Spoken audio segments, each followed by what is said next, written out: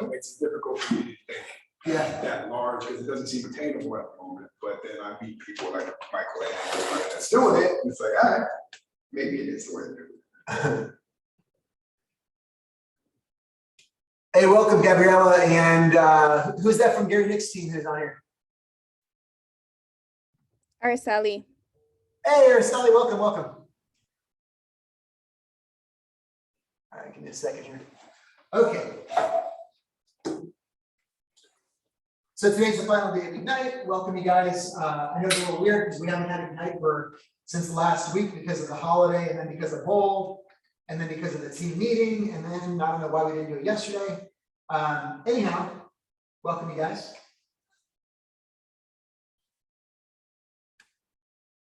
All right, so fast forward here.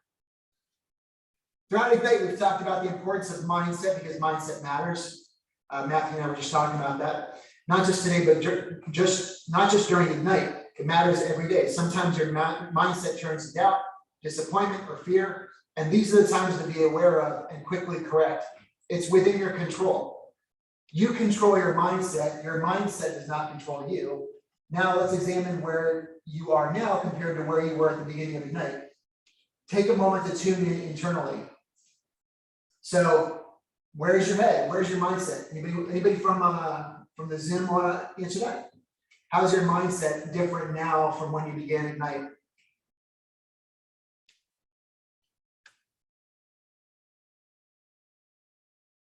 Gabriella or Araceli, either one of you guys want to answer?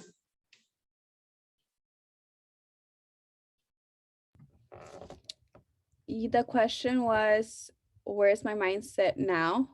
Yeah, and how is your mindset now different from when you began Ignite?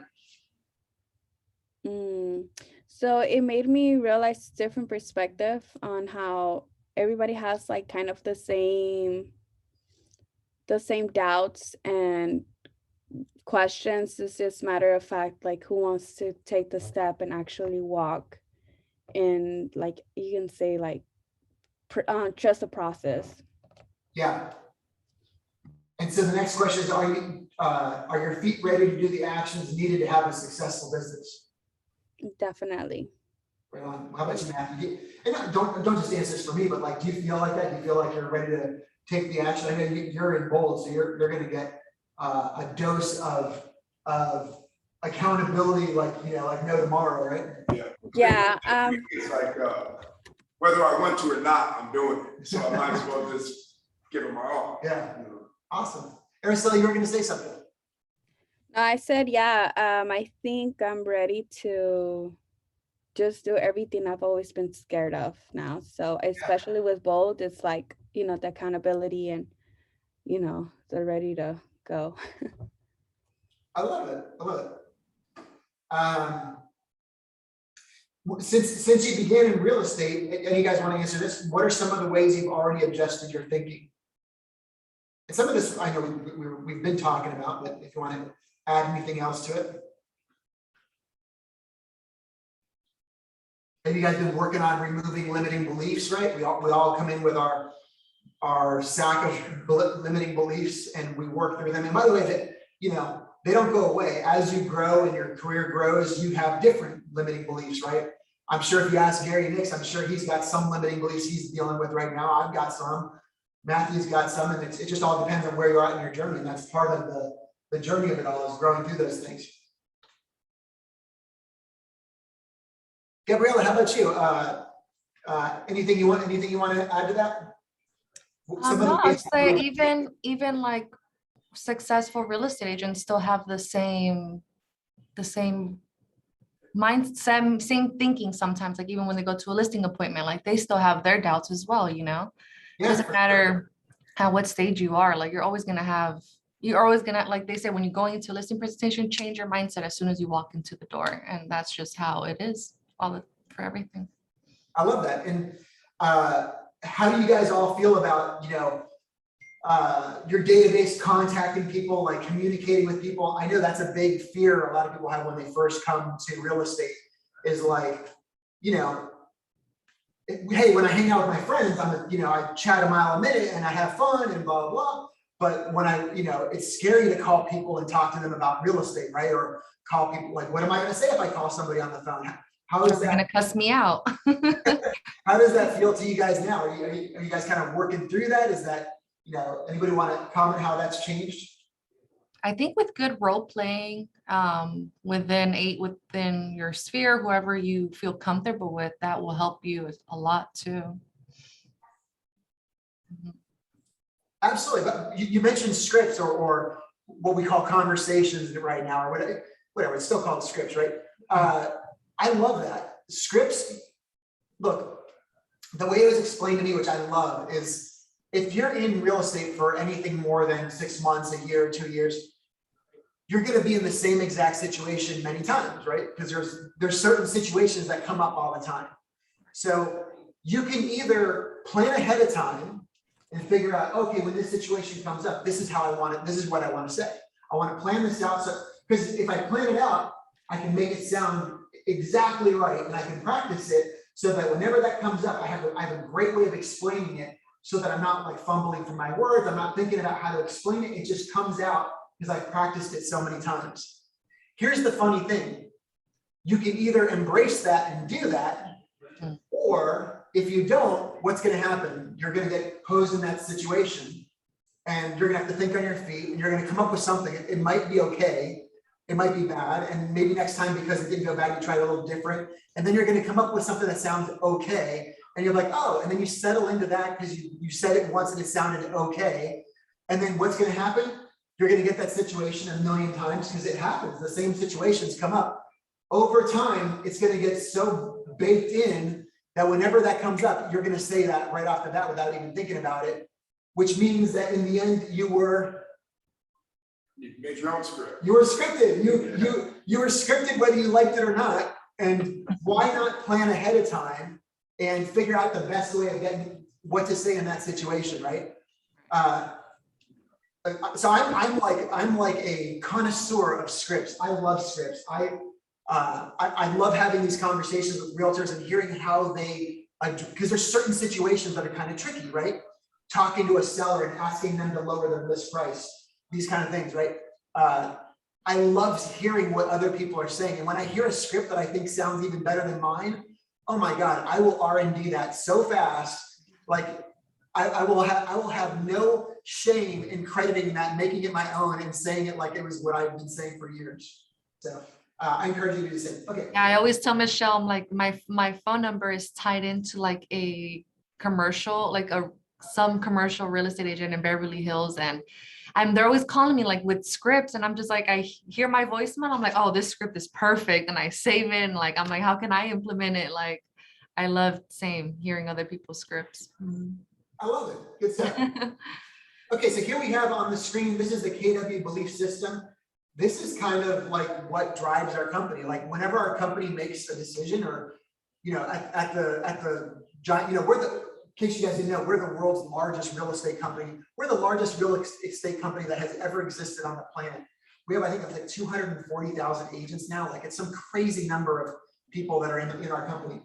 And whenever we make a decision as a company, whenever we make a decision as an office, this is kind of our belief system that helps guide those decisions, right? So I'll read these out to you. Win-win or no deal, right? So everything's got to work for both parties. Integrity, do the right thing always in all things. There's going to come times when you're going to be tempted to take a shortcut or do something that's in the gray area, right? And just do the right thing all the time. Like it's great for long-term business, even if it means a short-term loss, right? Customers always come first. Commitment in all things, right? I always tell people, like wherever you're at, like whatever you're doing, be there and be there 100%. There's this bold law, you guys are going to learn about this. Those of you guys were taking bold, that says how we behave here is how we behave everywhere. Meaning, like wherever you're at, whatever you're doing, do it 100%. If you're going to be on a Zoom call, do it 100%. So those of you guys who are here today, like jump in. No, I'm not. poking, I'm not making, I'm not pointing you out there, Sally, but like when you're on these Zoom calls, like sometimes, for example, the morning mindset call, if you're gonna do it, like be on there. Now, sometimes you can't because you're driving or you're getting ready or whatever. But if you can, like turn on your camera. If the speaker asks the question, like participate, like you might as well, you're there, show up, right? Like don't be afraid of being the student in the front row throughout real estate, because this is like a class that you want to get an A in. You want to make the most money. Why not? You're already here anyways. You might as well jump in and do it 100%, right? Communication. Before you start giving a solution, seek first to understand. Seek first to understand. Ask a lot of questions. Find out what the buyer or the seller or the customer or the other agent on the other side of the deal, find out what are they, try to understand what are they trying to achieve, because then you can help find a win-win solution, right? Creativity, ideas before results, meaning, well, just that, place ideas before results, right? Teamwork, together everyone achieves more. We're a big fan of that. That's why we do things like profit share and not revenue share. That's why we do things like, that's why we have a lot of teachers come back and teach Ignite classes, some of our top agents, because they believe that together as an office, we can achieve more. Yes, will you at some point in your career be competing with someone at the same office? Yeah, probably. It's going to happen at some point, but it's surprisingly very, very rare. If a seller brings in 2 agents for their listing presentation, it is rarely going to be 2 people from the same office. Even if those were 2 people who they met first, like they just like, if they're going to pull in more than one, they'd rather do it from other companies. Which is why together we can achieve more. Trust, it starts with honesty. So just be straightforward with people, be honest. It's a great recipe. Equity, opportunities for all, right? We are uniquely situated in real estate. First of all, I love this. I don't know if you guys knew this, but equity, this part of the Y4C2Ts, equity was only introduced last year. It came from the Black Lives Matter movement and some other things, and people were realizing, hey, within Keller Williams, and within real estate, there's a horrible tradition where Black people, Hispanic people are not treated fairly, historically, we're not being treated fairly.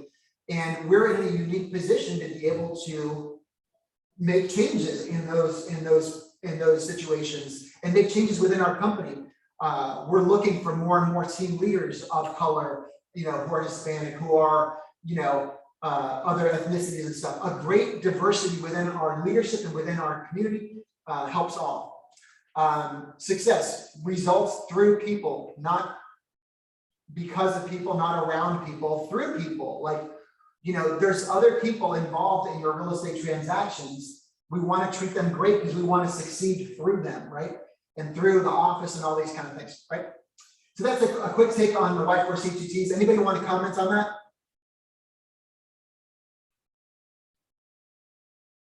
Anybody have a particular one that's your favorite yet? Teamwork. I love that. That's cool, right on. Mine is a commitment. I feel like I've done well in my life by only showing up halfway. So just get that concept of like, imagine when I give the best version of what I can accomplish. Dive in, whatever you're doing, dive in. I love that. And I feel like that's tied into the rest of them, like teamwork and success as a whole. Like I find that if I'm bringing more to the table, other people want to help me more. Yeah. They see that I'm putting in the work as an individual. They say, oh, this is an asset. So let me invest in this asset right here and we'll live together. I love that. And bringing all that with integrity. So yeah. My favorite one that had an effect on me is win-win or no deal. We love negotiating, and I pride myself on trying to get my dollars, every penny that I can, in any way possible at any time.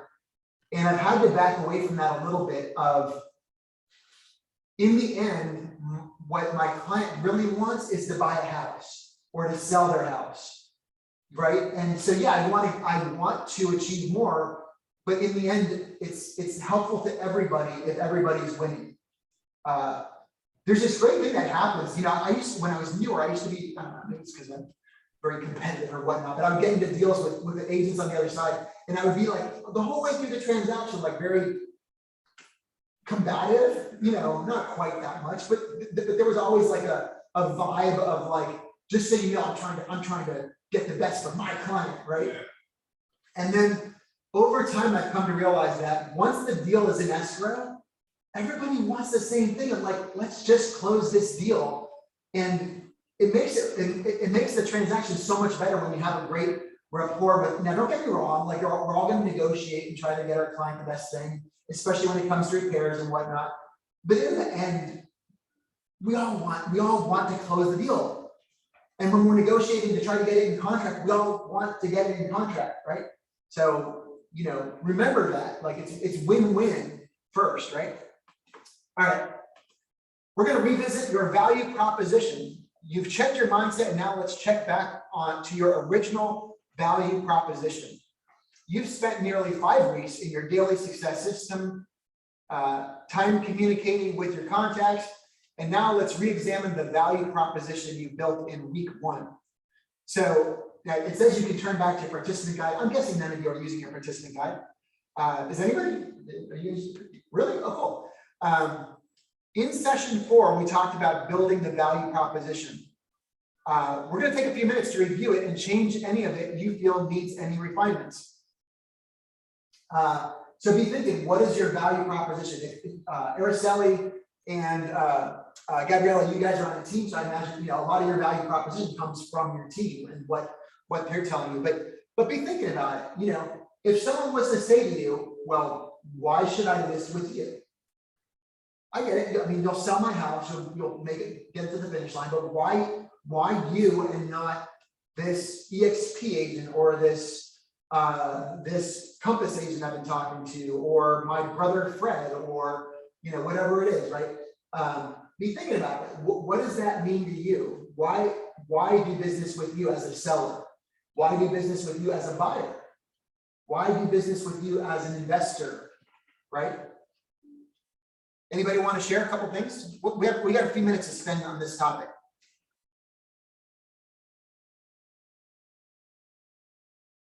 I'm admittedly having a very hard time putting a value proposition together. And I know it stems from, my upbringing. I was never one to toot my own horn. So now when it's like, okay, like what about you makes you great? I don't have really much experience putting that on paper.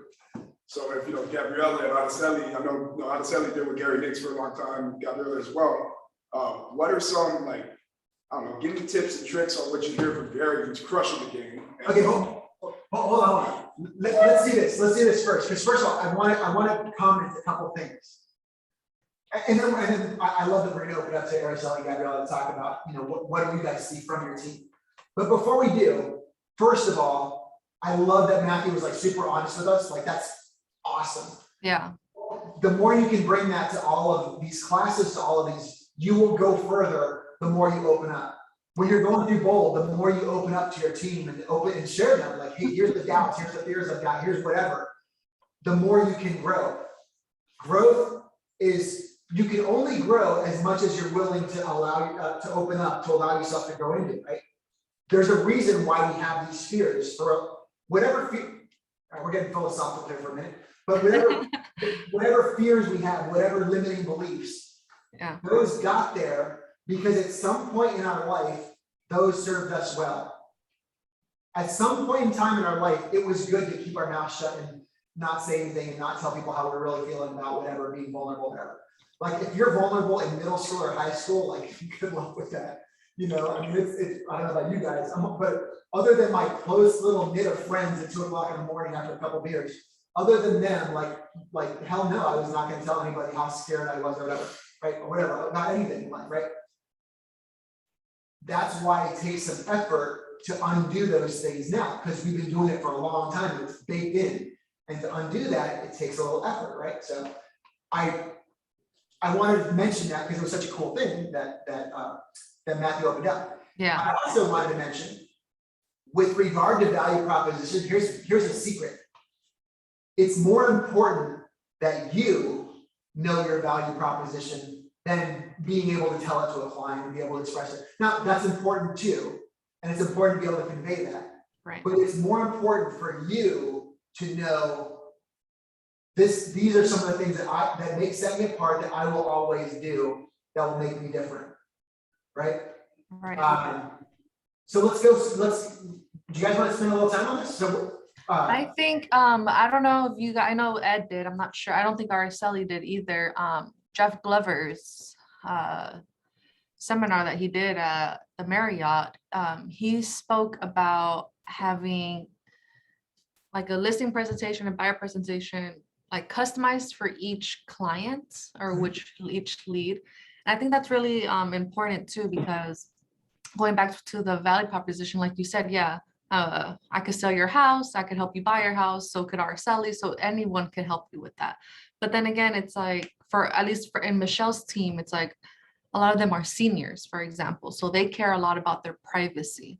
So come to them like, okay, like our marketing starts with your privacy, or like trying to find out their value as well, like what could you serve them, is what I've kind of learned being on this team. Yeah, of course, like make it about them. Like, yeah, like Ed said, you walk in there, your own value propositions, and go in there and learn what's valuable to them. Privacy, if they don't, like a lot of people don't want to be on the MLS. Yeah. So I would encourage you, and I love it. First of all, Gabriella, thank you for sharing that. That's some really helpful. By the way, that's like some legit helpful stuff. Some of that I wasn't even going to mention that. That was really insightful.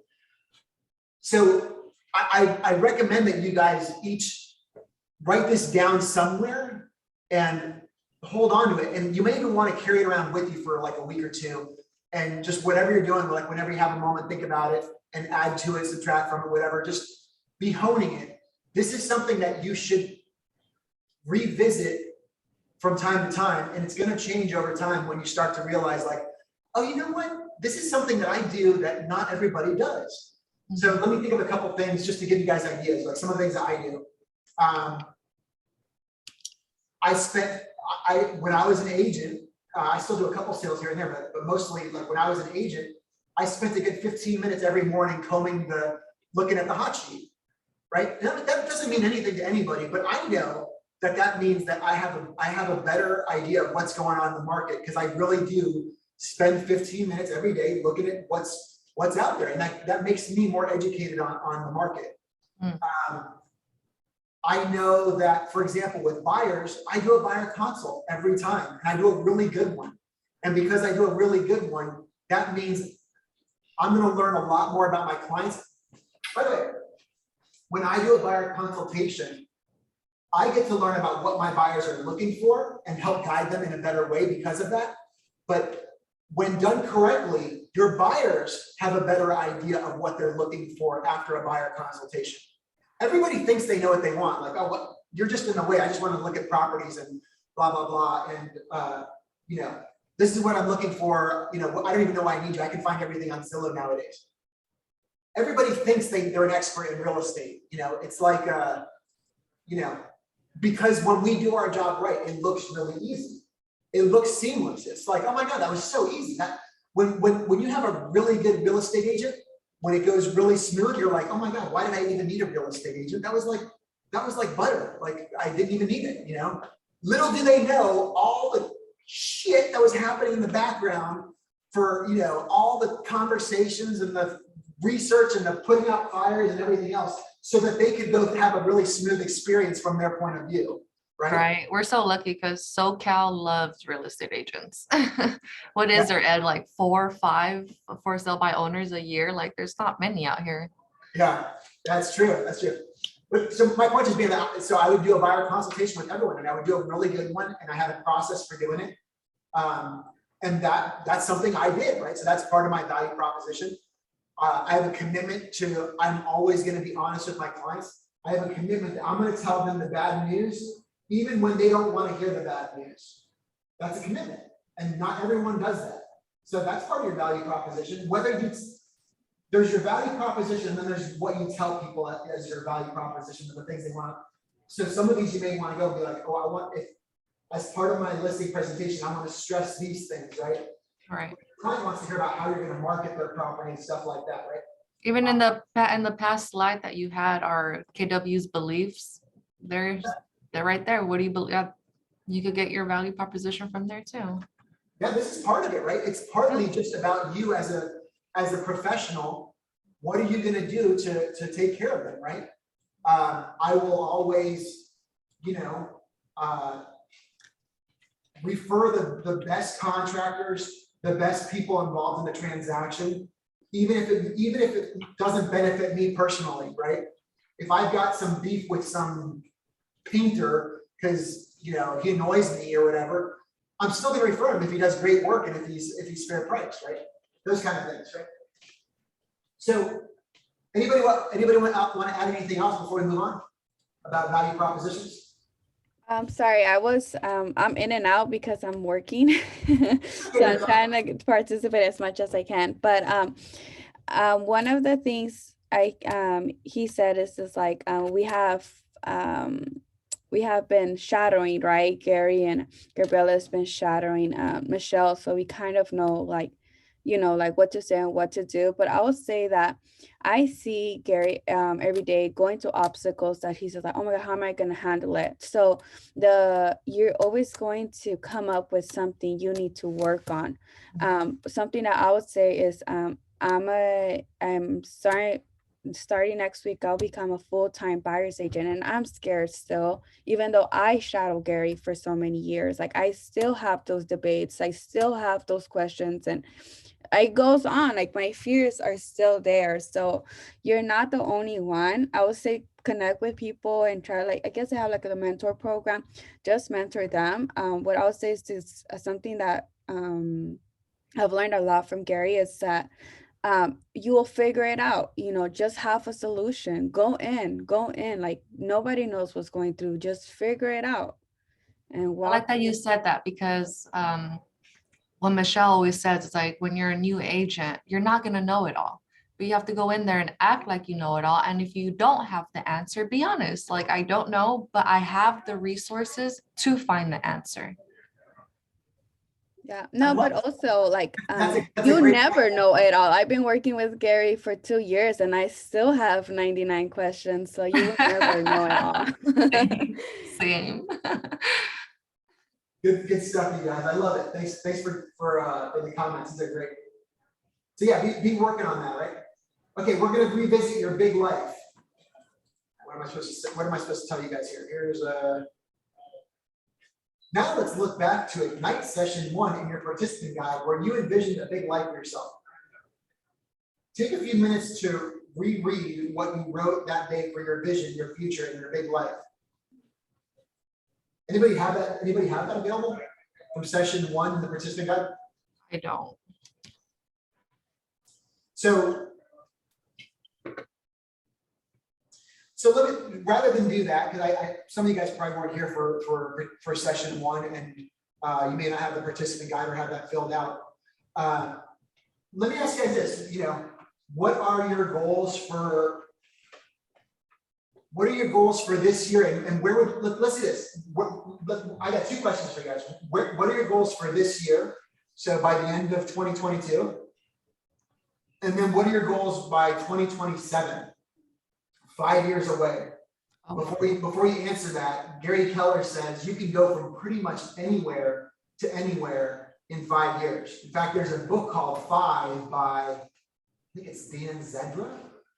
It's this red book with a giant number 5 on it. It's a pretty amazing book. I recommend it. But it talks about By who, Ed? Dan Zedra, I believe is his name. Well, I'm gonna look at it real quick. It's called 5. 5.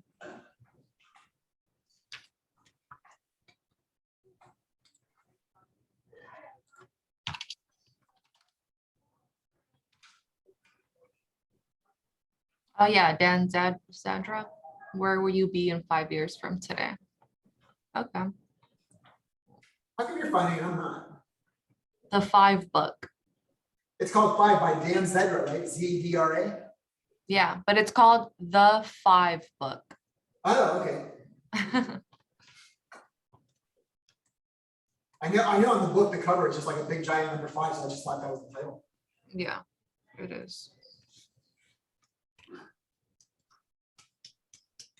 Oh, you know, it's funny, somebody else wrote a book called 5, Where Will You Be 5 Years From Today? And it's a knockoff, and it's not the same book, and it has a big number 5 on it. Oh man, the world is such a funny place these days. Oh, I see it. But the one you want is the red one by the The red one. Okay. Anyway, Gary Keller says you can be anywhere in 5 years from where you're at today. You know, in 5 years, you could be a mega agent pulling in, you know, $1 million a year like Gary. You know, or you could stay within Gary's team and help him make $3 million and you get one of them.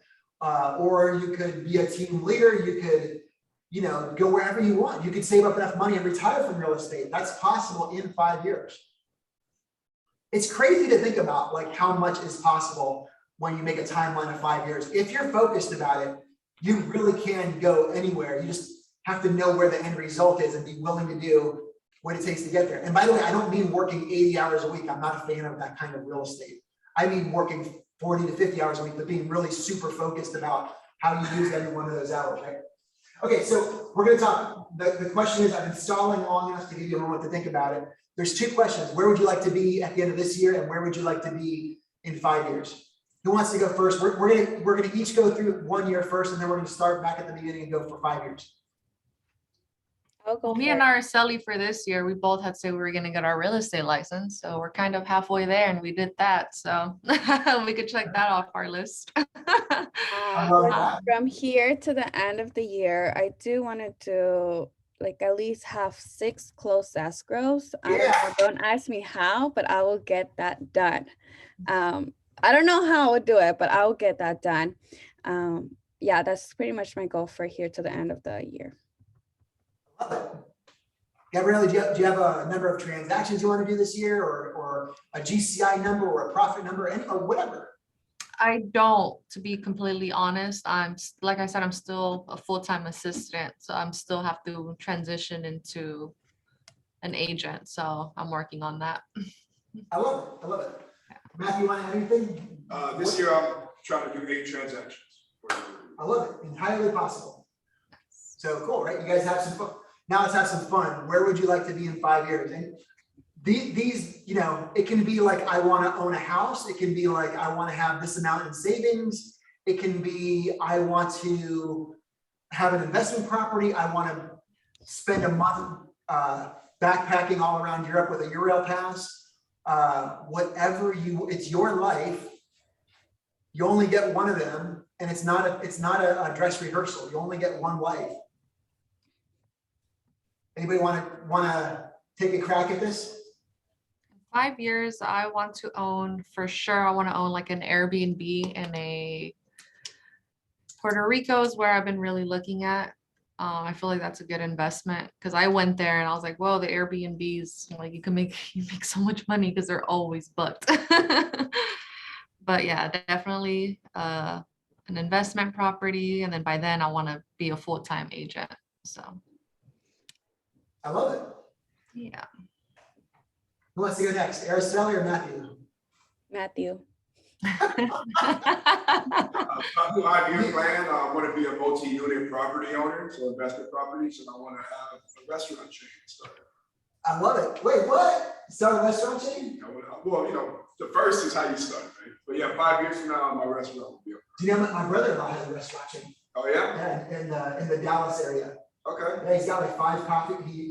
They're cafes, like really kind of upscale cafes, and it's taken off. And I think he's at 5 or 6 restaurants now. Yeah, if you want, I'll put you in touch with him. He's got like a lot of connections about it. That sounds great. It sounds like the restaurant world is similar here in regards to like if you have systems in place, it becomes scalable.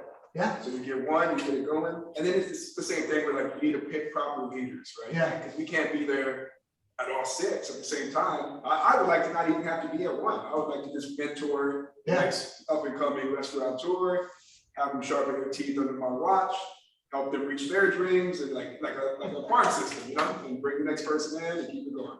I love it. It's so cool. Oh man. Fun stuff. Anybody want to add anything else after having a moment to think about it and hearing other people's? No one wants to own a Porsche or a Ferrari or something?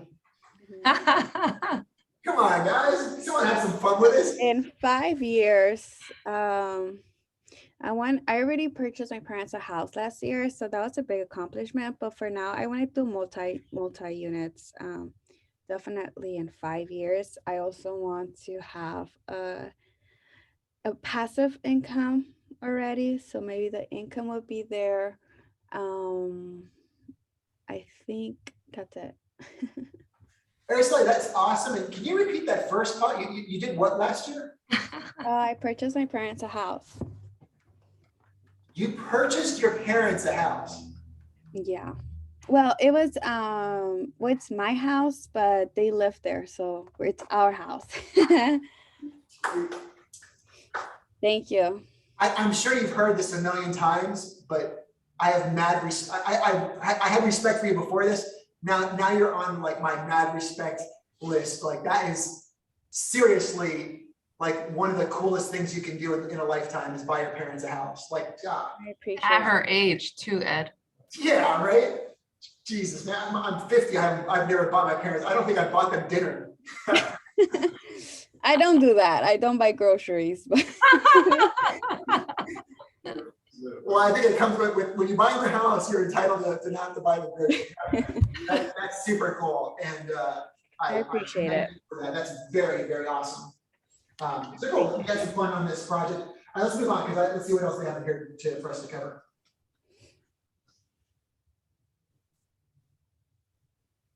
They're big. Why? Okay, who wants to read this screen?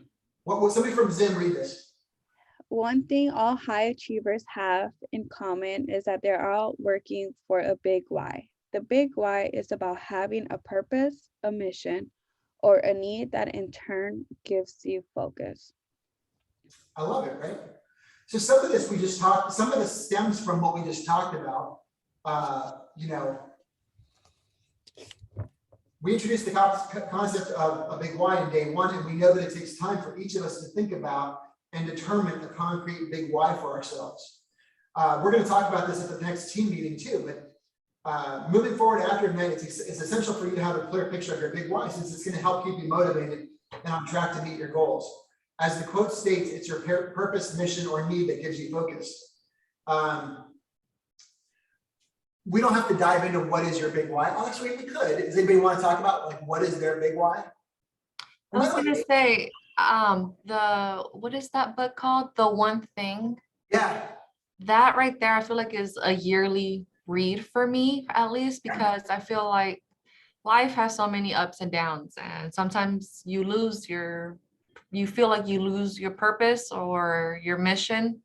But I feel like that book, The One Thing, really always helps me at least regroup and refigure out, okay, this is my why. This is my one thing.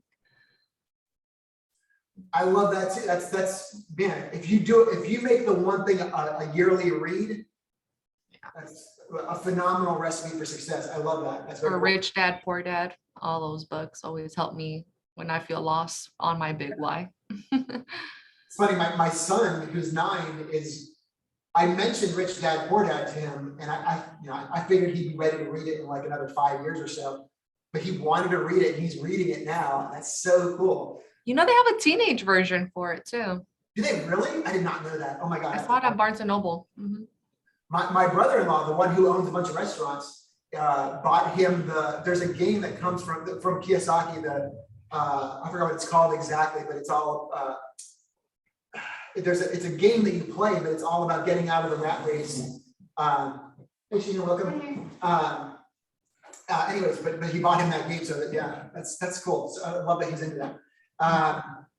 But yeah, so be thinking about what is your big why. You know, what is it going to be that motivates you on a day-to-day basis?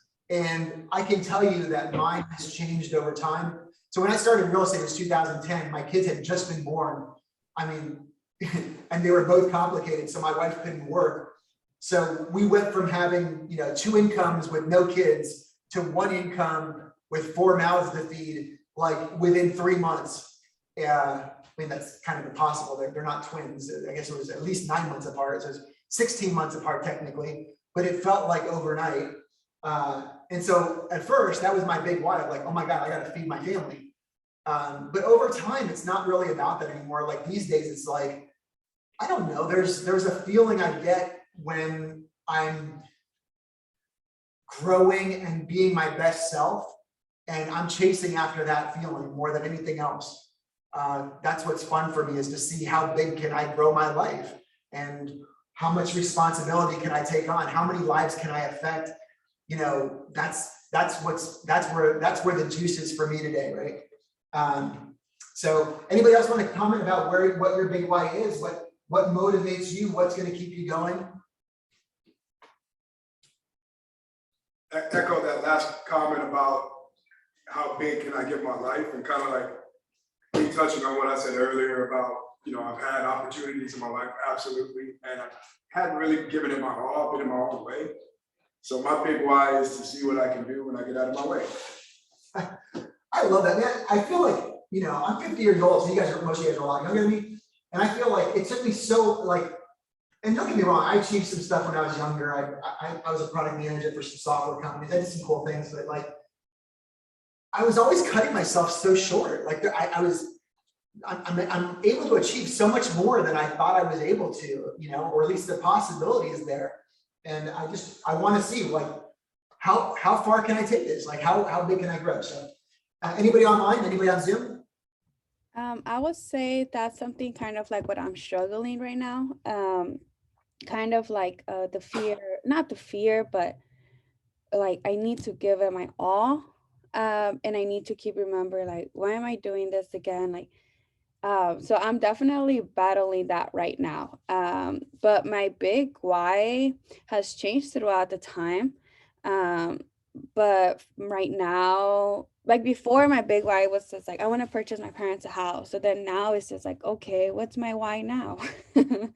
So I'm struggling with my why right now. I love it, but that's cool. That's cool that you're aware of it. And now you've got now you can, you know, take some time to figure out what is your big why now in 2022, you know? I love it. Good stuff. Me too. Sheena, do you want to add, Sheena, do you want to add anything to this? Your big why, what's motivating you to achieve? Motivations. I would say the freedom, the flexibility of the business, and I feel like it's a fun business, not I feel like, but I know it is a fun business if you do know ins and outs of it. It's a great lifestyle. So that's my why. Very cool. Very cool. Sheena mentioned something that I love, which is the freedom and flexibility. You know, when you have money saved up, you have so many options more than when you're paycheck to paycheck, right? And you know, when I was younger and stupider, when I made a lot of money in the .com world, I had a Porsche 911 convertible that I drove around in, and it was fun. I'm not gonna lie, it was pretty awesome.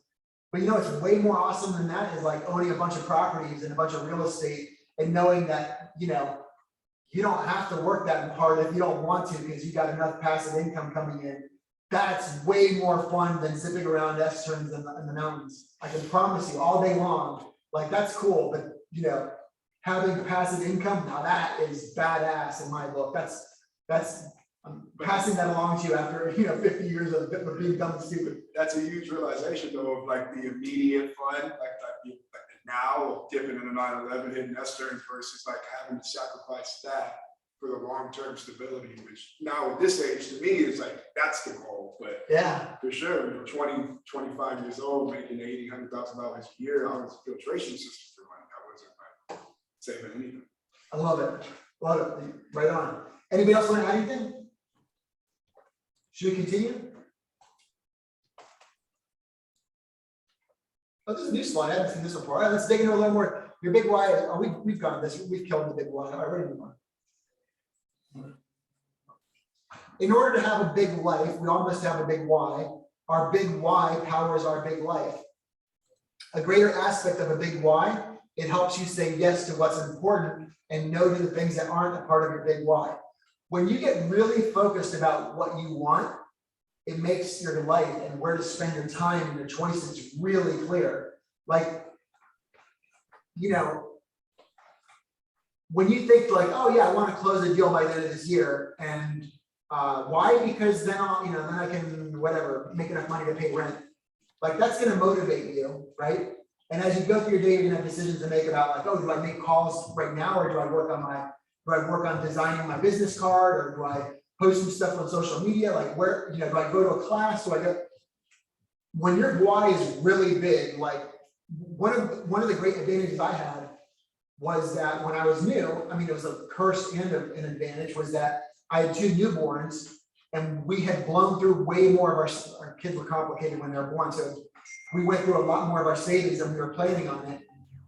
And because of that, man, I had my big why was crystal clear. It was, Andrew, Olivia, Rebecca, and me putting food on the table. And that made every decision, it made it easier to say no to a lot of stupid things that I could have wasted time on, right? So when you have that kind of urgency, that importance to your big why, it'll help motivate you, and it makes making decisions a lot easier. All right. Any comments from what we talked about all the first hour here?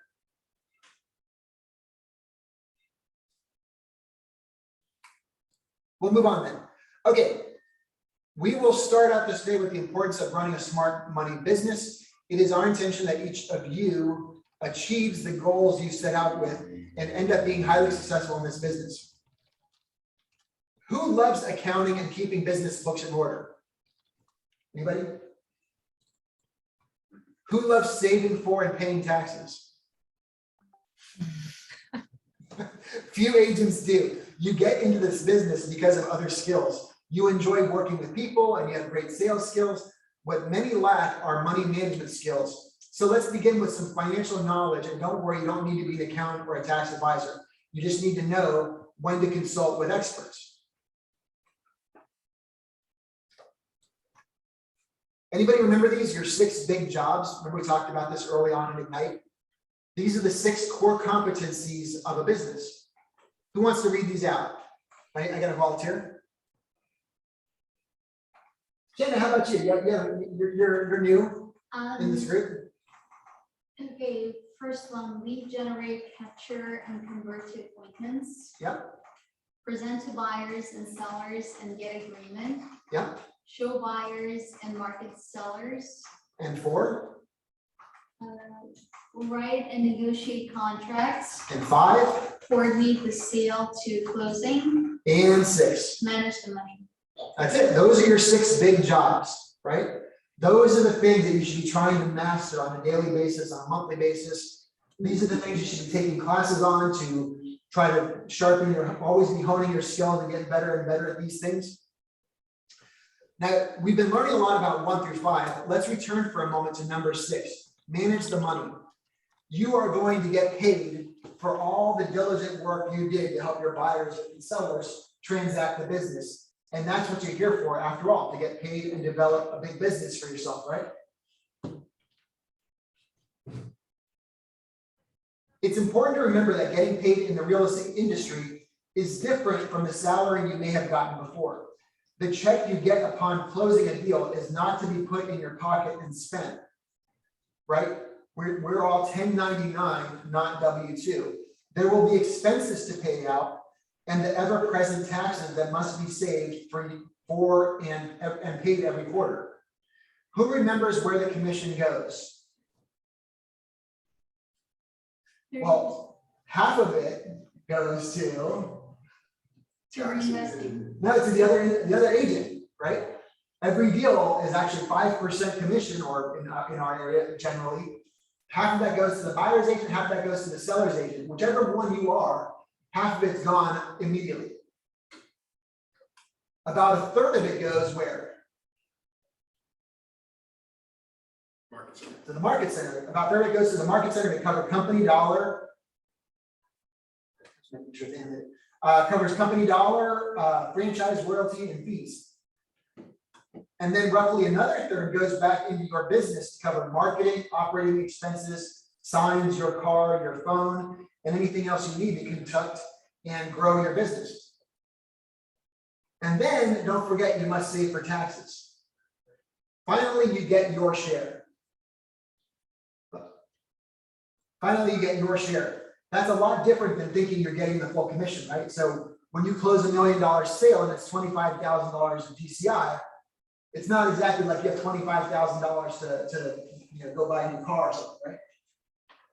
And if I want to add, one thing that I took away a couple years ago from Al Legina was he's all like, it doesn't matter how big my commission check is. He always, like, he's on a salary.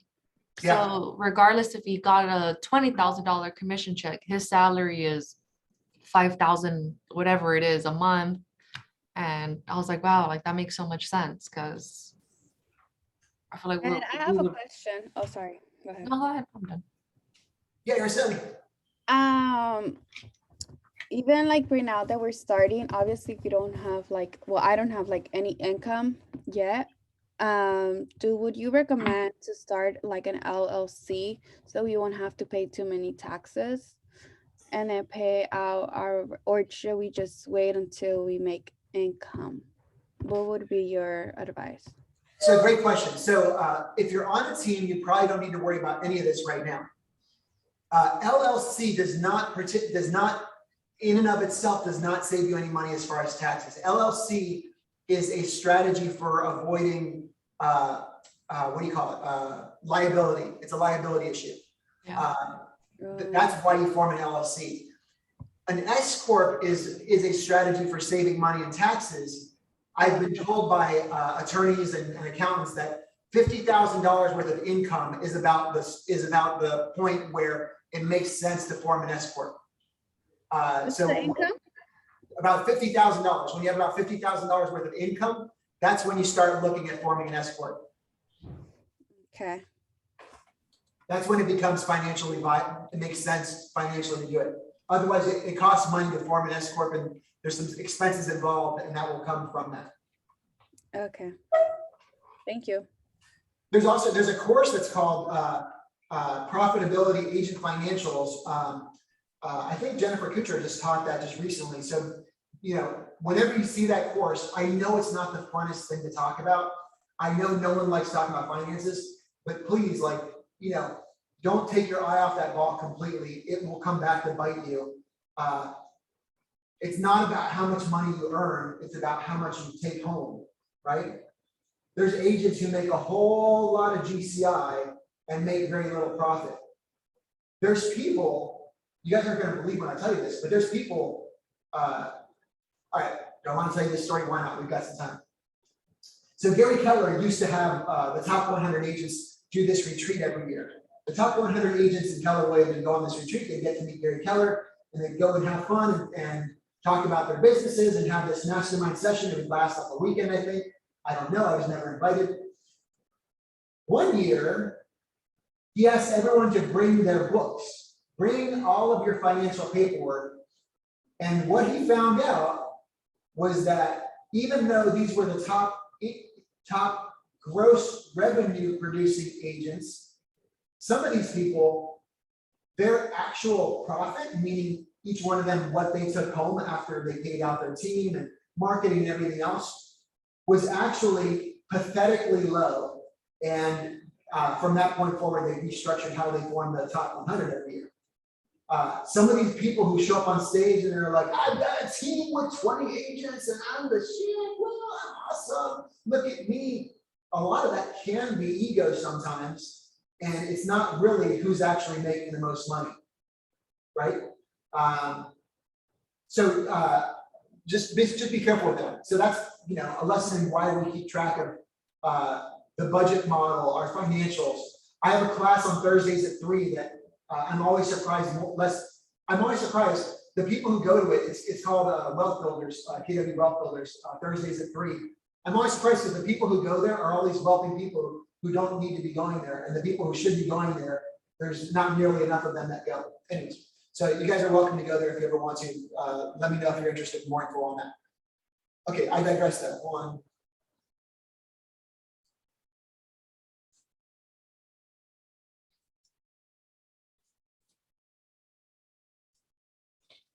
All right, we're going to look at an example. These are two different scenarios of a transaction closed by a solo agent, Jessica Campbell, where her share of the commission is $9,000.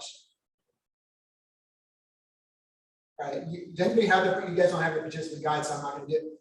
So on one side, what do we got here? Here's Jessica Campbell. She receives a commission check for $5,760.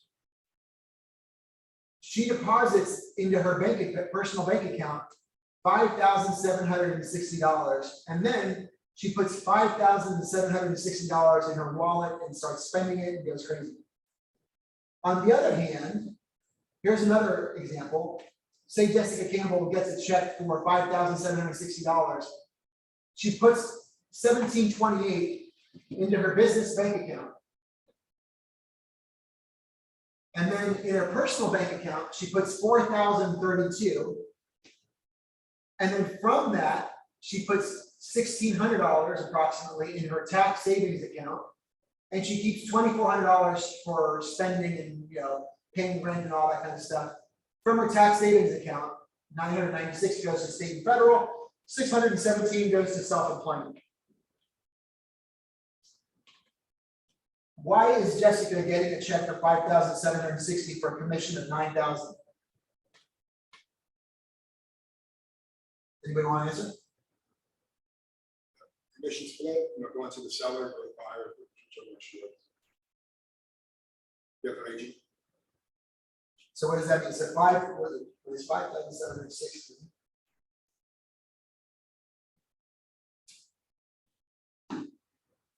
Right, so that means that's like 35% that she's paying her company split. So that she's never getting that in her commission check. Now we're lucky, our office has a very, our commission splits are generally better than that. Which of these scenarios, this is pretty obvious, but which one of these is financially sound? What makes it financially sound? Planning for future expenses. Absolutely. So Jessica is going to be in position to pay her quarterly taxes appropriately. By the way, you save money when you pay quarterly. The government, if you wait to pay at the end, the government's going to take there's a penalty for not paying quarterly. We're 1099, we're supposed to be paying quarterly taxes. In this scenario that we've got up here, Jessica is saving 40% of her income for taxes. That's probably higher than any of their tax brackets. However, check with your accountant to determine the rate at which you should save for taxes. Most agents receive little or no guidance on how to handle their first or any commission check and end up in scenario one with no money left over to pay the taxes and the life they still need to fund. So please incorporate these financially sound business practices into your business from the start with every transaction you close. Say here. Who wants to read this? Somebody. It's easy. It's like 10 words. Money is good for the good it can do. I love that. Now that we have a clear understanding of the importance of being financially sound, let me ask, what is the purpose of business? What is the purpose of business? Anybody want to take a stab? What is the purpose of business? It's profit. With profit, you have the money to do good for your family and community, right? Without profit, then you really don't have a business, and that's what all business is based on, is having profit, right? What good will you have your money create for you? Let's explore the difference between income and profit and how you think of it can change the outcome of your business. If you take an accounting course, you probably know the formula commonly used to calculate the profit of a business. Income, like that's what's going into your business, minus expenses, what you're spending money on, that's your profit. That's what's left. That's how much you get to take home and spend. That's as if you were getting paid a paycheck, right? So how much money do I intend to have in my bank account at the end of the year? Anybody have an answer for that? How many homes do I need to sell how many homes do I need to sell to achieve my profit goal? Have you guys gone through that, the financial, the economic model, right? Okay, thinking of it this way helps keep us focused on profit rather than income. So we're clear, where does our real estate income come from? There's four different kinds of real estate income. You want to take a guess? 4 different kinds of real estate income. Four different ways we can make income in real estate. Passive income from owning real estate, generating business. True, but that's a separate business. That we're talking as a real estate agent. Helping buyers. Buyers, that's one. Helping sellers. That's two. Referrals. That's three. And then profit share. That's something separate. Okay. But there's a fourth one. For Think smaller checks. Leases. When, Yes, leases. least. But yeah, you can't, if you close enough leases in 1 month, can you make some decent money? I would argue you can. If you're working in have some high dollar sign leases, you can make some good money doing it. That's like news to me. What goes into leases? Like you help somebody find an apartment? Yeah. Okay. And you can search for rental units in the MLS. Okay. And yeah, you can help people find and rent out property the same you would help them with purchases. So let's talk about expenses. Anybody remember this? Cost of sales versus, I'm gonna do this. Who remembers the difference between cost of sales and operating expenses?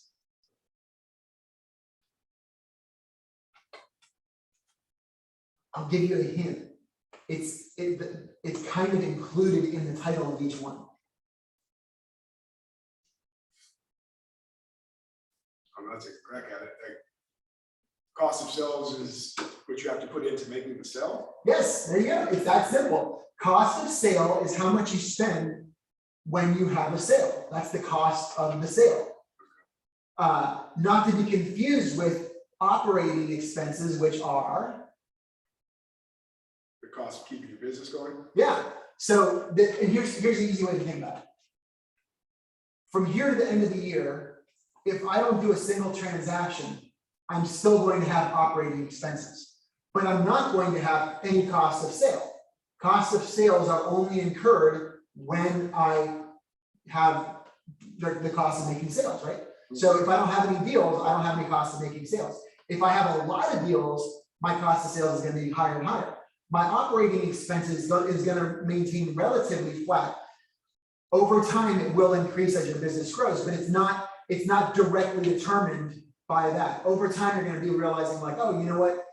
I've got 20 deals this year. I should probably hire an assistant, or, I'm going to get this software to help me out, or I'm going to, you start spending more money on marketing and stuff like that as you grow. But it's not directly, you don't have to spend that just because you got a deal. Cost of sales is you have to spend that when you got the sale. What are some examples of those line items? Why don't you tell me? Well, anyway, what are some examples of cost of sales? Marketing. Yes and no. Tell me why yes and no. Command has free marketing. You All have right. 5,000 free emails on Command. We have two different kinds of marketing in our business. One is we market ourselves and our service to try to find new buyers and sellers, right? We're marketing ourselves. We're saying, I'm farming to a neighborhood saying like, hey, everybody, I'm a great agent. I specialize in this neighborhood. Come find me, right? That is an operating expense. Marketing your listing, when say you take a listing and you're going to send out postcards to the neighborhood saying like, hey, this is the new listing I've got at 123 Main Street. That is a cost of sale. That's marketing tied to that you're doing on behalf of that particular listing. What are some other costs of sales?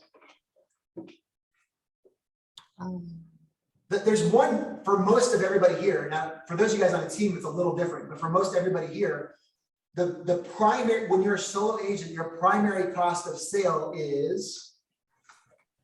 Buying phone numbers. No, it's your company split. So when you close the deal, like say you close $1 million deal, that's $25,000 of GCI that you just earned. Before you ever see a penny of it, the Keller Williams South Bay and Keller Williams International get to have a piece of it unless you've capped out, right? So that is the primary, your primary cost of sale. Now, if you're on a team, it's a little different because the team is actually making the money and then their cost of sale, gets divvied out. When you run a team, then you have additional cost of sales, which are like buyer's agents, listing agents, those kind of expenses. What other expenses can you think of that are cost of sales?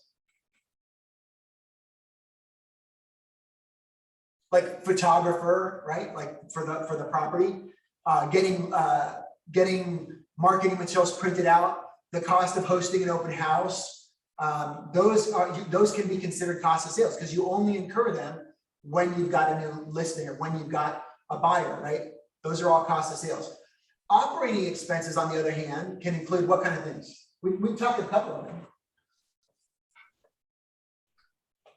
I'll give you a hint. There we go. Operating expenses are like rent, right? So if you rent out an office, your vehicle expenses, any salaries, like if you have an assistant, those kind of things. By the way, transaction coordinator can be an operating expense. If you hire a transaction coordinator full-time, now that becomes an operating expense.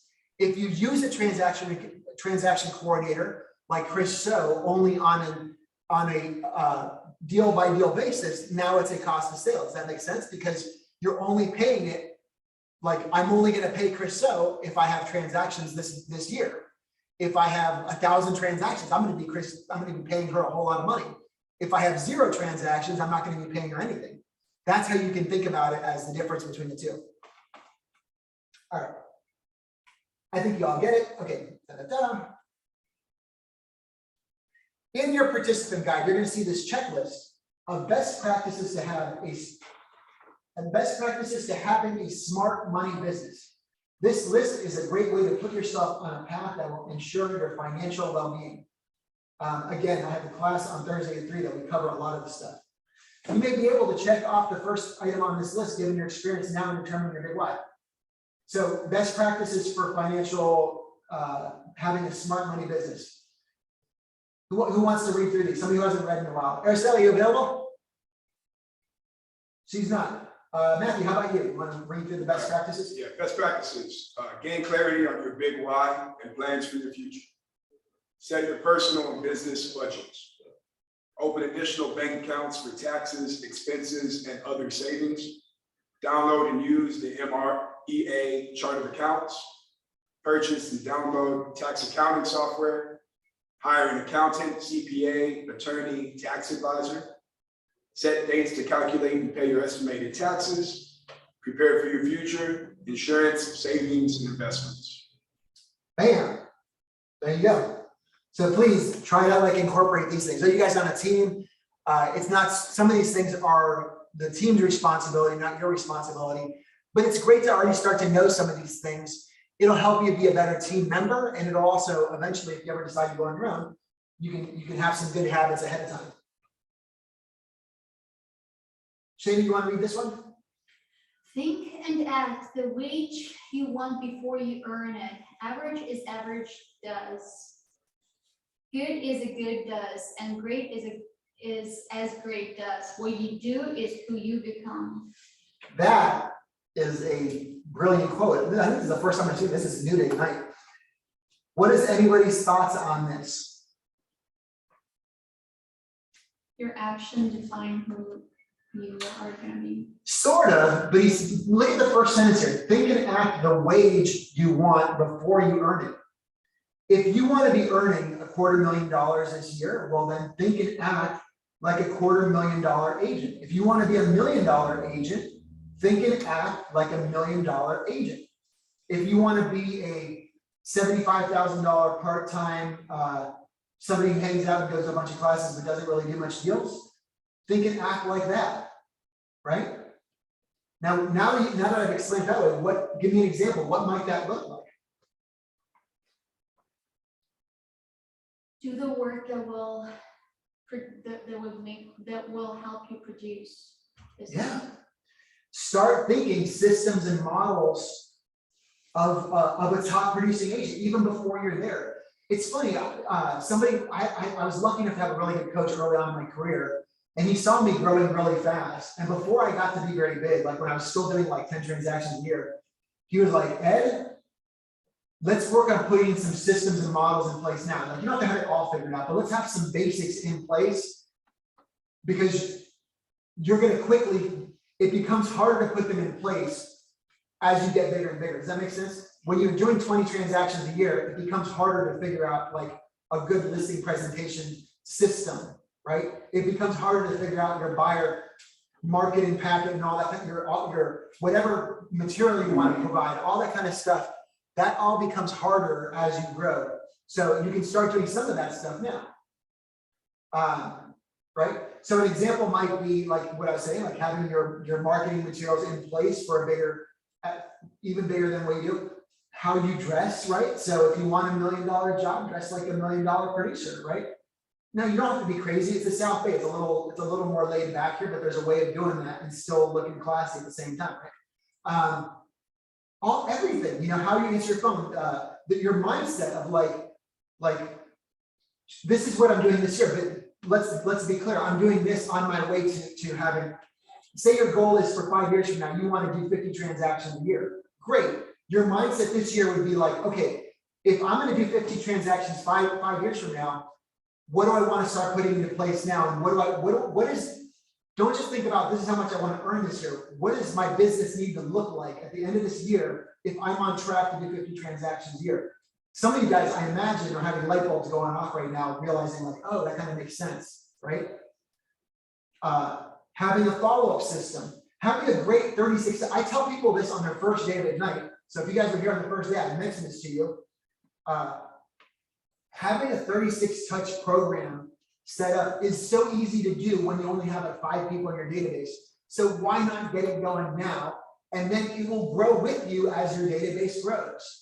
It's a lot harder to start going back later on when you have 1,000 people in your database and being like, what's a good 36 touch program for them, right? Some of you guys on teams are already utilizing your team has a 36 touch program or some sort of marketing program, but be thinking about that. All these systems, you want to have that in place, growing to where you eventually want to get to. Now, you don't have to have everything, you know, built out right now, but be thinking, what are some of the basics I want to have so that, so that I'm on track of getting there 5 years from now, right? Anybody want to comment on that? Does that make sense what I was saying? Did you guys get that? Yeah, 100%. All right, we'll continue here.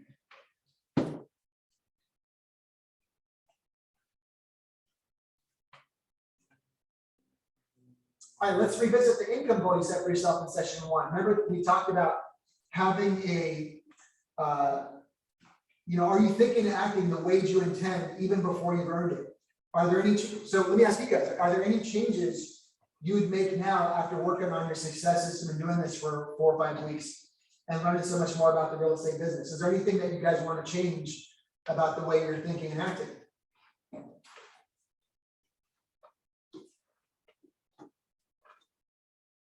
Yeah. Everything. Yeah. I mean, I'm just trusting the process. Definitely need to get some structure down and schedule. Does everybody love that? Awesome. Does everybody remember this chart that's up here? Like, you know, you can figure out if you know how much you want to make, and you like, all right, so let's say you wanted to earn, let's say $200,000 this year, right? And then you want to subtract. So our company cap is $16,000. So if you want to earn $200,000 minus 16,000. That means after line B, you're going to have 184,000.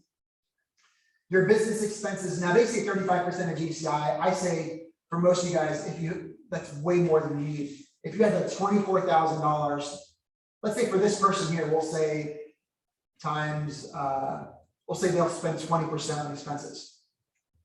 Oops. So we say 200,000 minus 16,000. Oops.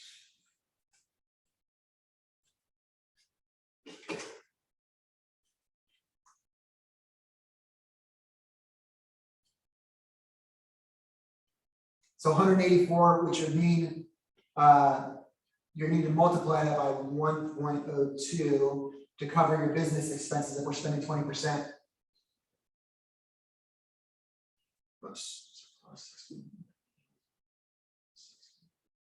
I'm sorry, I lost it.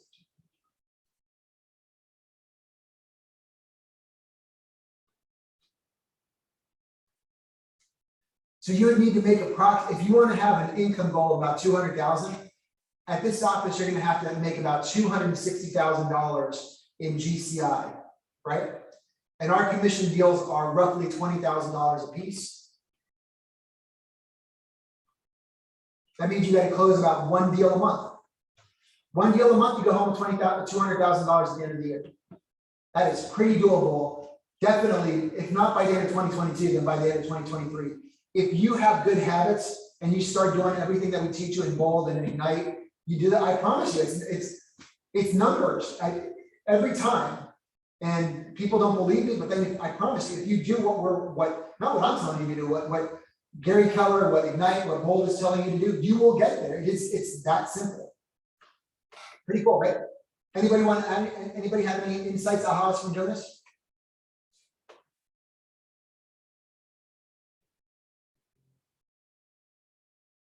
Any ahas on this finance stuff we're talking about? Okay, so let's talk about this. So here was your daily success system that we got at week 1. Hopefully you guys were on this track throughout this 5-week process of trying to have 10 conversations with people a day. That's the most important one by far. Trying to add 10 contacts in your database each day. Now the thought is that most of you guys come in here and don't have a database yet, so these can just be transferring them from your phone into Command or from social media into Command, something like that. 10 handwritten notes a day. Do not underestimate the power of a handwritten note. People go crazy when you write them a handwritten note because no one does that anymore. People forget what handwriting even looks like. They see your handwriting, they're like, oh my God, I forgot that we can even do that. Right? It's crazy.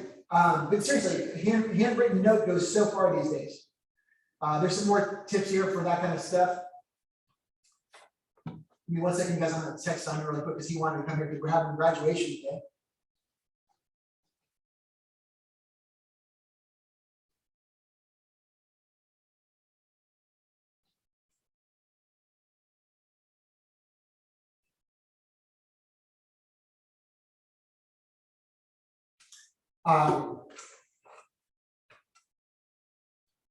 So let's talk about this last little bit about accountability. Anybody remember what is accountability and why do we want it?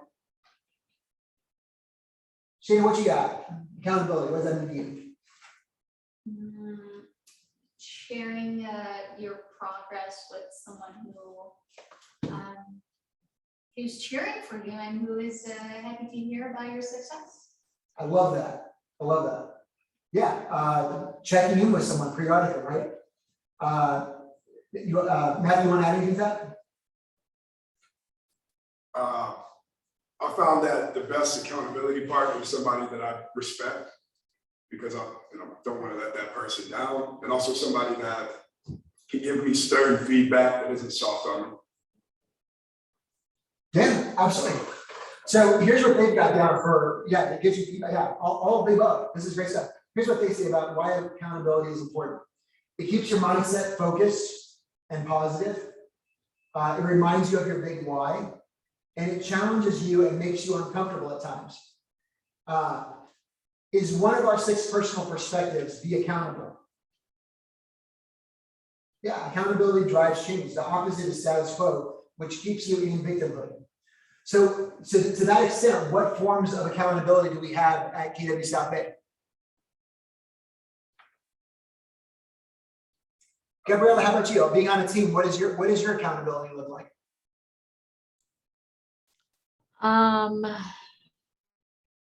Sorry, I don't get it. What do you mean? Like, Well, so accountability is like having somebody that you check in with and they help hold you accountable to your goals and helping you get to where you want to go. well, being on a team, our agents, they have like weekly meetings with Michelle to speak about where they're at, what do they need help on. Yeah. And you guys probably review some numbers, right? Like how many contacts did you make? Yeah, of course. Yeah. Yeah, we have an Excel sheet that shows how many calls they made, how many actual conversations they had, voicemails. Yeah, and there's certain numbers that you need to hit for your goal. And Yeah, I love that, right? So there, I mean, that's one of the great parts about having a team is that your team generally helps keep you accountable. How about you I guys? would also say accountability, it could be very intimidating and it could be very uncomfortable at times. The way we hold people accountable here with Gary, we do our 411s. Honestly, I would say do that. Like if you're having issues holding yourself accountable, do the 411s. And I feel that is the way we always kind of our goals are always very stretched out, but that's at least we always say, okay, we at least need to get 70%. But because our goals are so stretched out, but our 411s are very powerful for us. I definitely I do my 411s every week. I check them on Friday. I do them again on Monday. And I give it to Gary. Gary gives me his, and we're just like, okay, you need to do this more. Okay, you like, and then during the day, it's just like, hey, did you do this? Like, we kind of know where we're off sometimes, and we just question each other. And I don't know, it definitely helps. 411s. I love it. I love it. Absolutely. The forms of accountability that we have here. What's up, Simon? Welcome. The forms of accountability that we have at South Bay, in addition to being on the team, of course, you could have an accountability partner. You could have a mentor. We assign mentors to new agents. You could have a productivity coach in your market center. We have Fred who can help hold you accountable. And then when you're ready, we've got MAPS coaches who can help hold you accountable too. And so that we're wrapping up here our Ignite. And so Simon's here to do our little graduation ceremony. But yeah, I want to thank you guys. It's been fun. I did a couple of the sessions. I know you guys were all working hard throughout, and hopefully going through this 20 session process gave you a good fundamental knowledge of all the things you're going to learn in your real estate career. And with that, I'll turn it over to the team leader, Simon, to give you all your certificates and all the graduation stuff. Beautiful. Congratulations. You finally made it. So I want to first and foremost introduce you to Leslie. This is Leslie. Hi. Giving her a tour and in hopes that she will join this phenomenal office. So what we have right here, Leslie, is Ignite.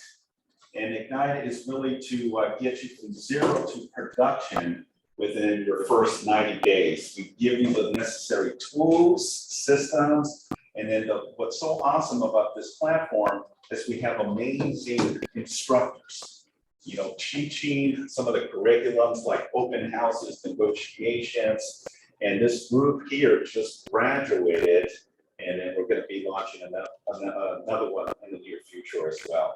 So to all the graduates, congratulations, Gabriela, Araceli, and to both of you too, congratulations. This is exciting and very, very cool to see the commitment that you have. So with that being said, congratulations, guys. You guys are awesome. Keep the momentum. Any questions? Ooh. Just a feedback. Yeah. I think this was a very useful class course, coming from a different company for first team, Yeah. and just learning all of this stuff on my own and trying to find answers somewhere all the time when I was going through transactions. It was challenging, but here, when you're joining Keller Williams from the beginning, you have this base that is given to you where you can just pick up and go and kill it in the market. Yeah, love it. Thank you so much for sharing. Yeah, absolutely. The resources that we have, right? The platforms to help and the different departments to answer your questions, which is very crucial and very important because there's a lot of real estate companies that agents are scrambling. Who do I need to talk to? That's what I love of what we have here, what we created, the support to support your businesses. So that's awesome. Well, thank you so much for sharing. Well, cool. Yeah, that's all I got. Right on, so you guys Awesome. have- we've got some certificates, hopefully everybody, we got everyone matched up. Yeah, so we have a couple, but I don't think we have Shayna's. I and- missed a lot of the first classes. No worries, no worries. We're still gonna get you one. So Donna was one of them. And So- Holland's got, she can make them up really quick at the front desk too. Yeah, so we're still gonna get you guys a certificate of achievement, so it's awesome to see the people that are committed to this. And again, we're gonna be launching it about in the next couple months. Yeah, we'll take a break for a month or so and maybe 2 months, and then we'll start it back up. So what I recommend when I was a new agent, I took Ignite 3 times in my first couple of years. I know that sounds excessive, but honestly, like every time you take it, you get something different out of it. Right. And different teachers are gonna be, different instructors, different agents are gonna be teaching the different segments. So you get to like get somebody else's take on open houses and somebody else's take on listing presentations. And I found that to be really helpful. Yeah, so I would recommend taking it again, especially if you missed a module or two. You definitely want to make sure you go back and catch the one that you missed. Yeah, absolutely.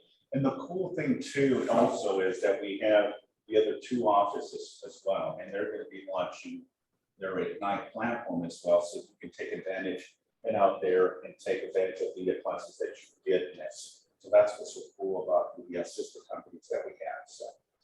Good deal. Well, that concludes. Awesome. I wish I had cake. I'm gonna cake, guys. Awesome, thank you, guys. Oh, as you pass these out, let me see if I have the.